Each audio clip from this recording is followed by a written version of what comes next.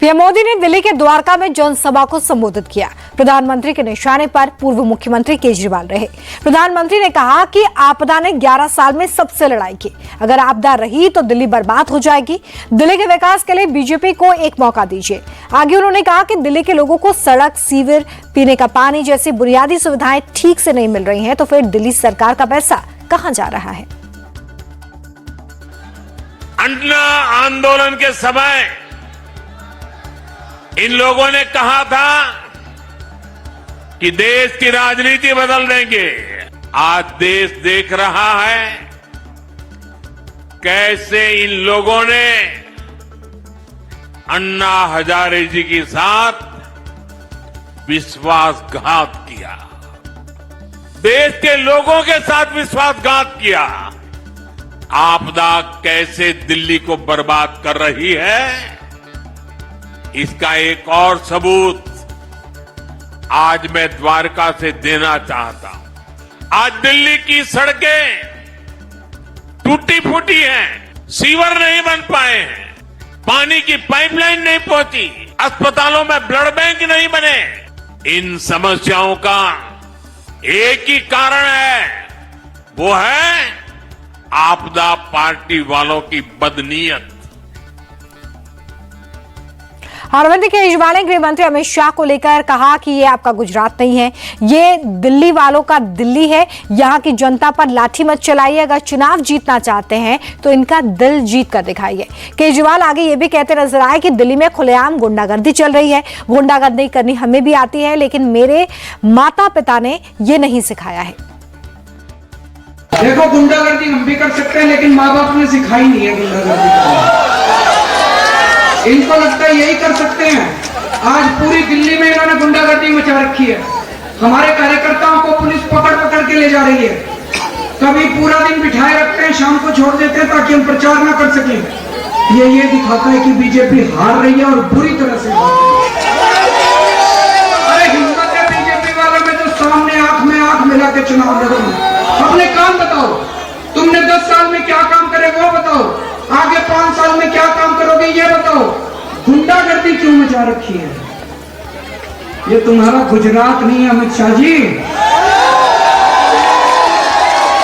ये दिल्ली है। दिल्ली दिल वालों की है। अगर चुनाव लड़ना है तो दिल जीत के दिखाओ, डंडे मत चलाओ दिल्ली की जनता के ऊपर।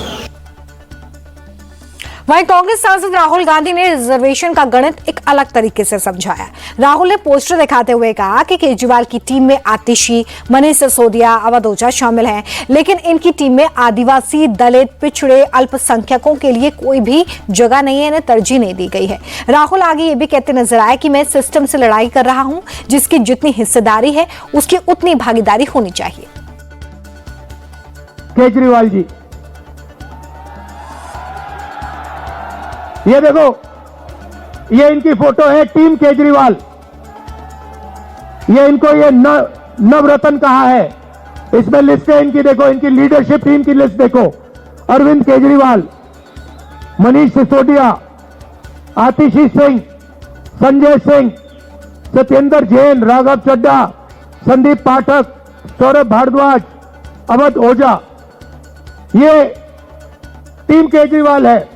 इसमें से भैया मुझे एक दलित नाम दिखा दो, एक आदिवासी, एक दलित, एक पिछड़ा वर्ग, एक माइनॉरिटी का नाम दिखा दो इसमें टीम में, लीडरशिप टीम में। ये भी 2-3% की पार्टी है। केजरीवाल जी आए थे, कहा था दिल्ली की राजनीति को साफ करूंगा, यमुना को साफ करूंगा, चेंज लाऊंगा। सबसे बड़ा भ्रष्टाचार, शराब का भ्रष्टाचार केजरीवाल जी ने और सिसोदिया जी ने किया है, ये पूरा देश जानता है। आप प्रवक्ता प्रियंका कक्कड़ ने पीएम मोदी के आरोपों को लेकर पलटवार किया है। प्रियंका ने कहा कि पीएम मोदी झूठ पर झूठ बोल रहे हैं। दिल्ली सरकार पर बेबुनियाद आरोप लगाना प्रधानमंत्री के लिए सही नहीं है।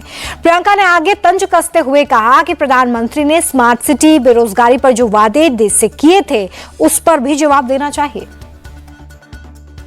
प्रधानमंत्री मोदी जब भी मुंह खोलते हैं झूठ बोलते हैं।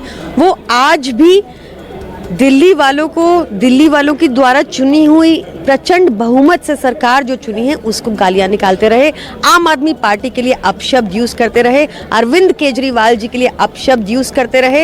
एक ऐसी सरकार को उन्होंने गालियां निकाली जिसने देश के आगे एक दिल्ली मॉडल रखा, जिस मॉडल में सरकारी खजाने का मुंह जनता की तरफ मुड़ा हुआ है, जिससे हर महीने एक व्यक्ति को 25,000 का सीधा फायदा होता है, चाहे वो फ्री बिजली से हो, फ्री पानी से हो, फ्री इलाज से हो, फ्री बस यात्रा से हो या फिर फ्री शिक्षा से हो। इनसे ऑलरेडी 25,000 का फायदा होता है और हमने आने वाले समय के लिए गारंटी दी है कि हर महिला को 2100 रुपया मिलेगा, हर छात्र के लिए बस यात्रा फ्री होगी, हर छात्र के लिए मेट्रो यात्रा 50% कंसेशन पे होगी। यमुना में जहर मिलाने का दावा अरविंद केजरीवाल की तरफ से किया गया था, जिसको लेकर संजय सिंह ने आज चुनाव आयोग के साथ केजरीवाल की जो मुलाकात हुई है उसको लेकर डिटेल दी है। ये बताया है कि केजरीवाल से चुनाव आयोग ने जिन सवालों के जवाब मांगे थे वो सारे जवाब दे दिए गए हैं। चुनाव आयोग को केजरीवाल ने यह भी बता दिया है कि हरियाणा पर जहर मिलने के उनके आरोप का आखिर आधार क्या है। संजय सिंह ने आगे बताया कि चुनाव आयोग ने यह भरोसा दिया है कि वो जल्द ही इसकी जांच करवाएंगे। अरविंद केजरीवाल जी ने मुख्यमंत्री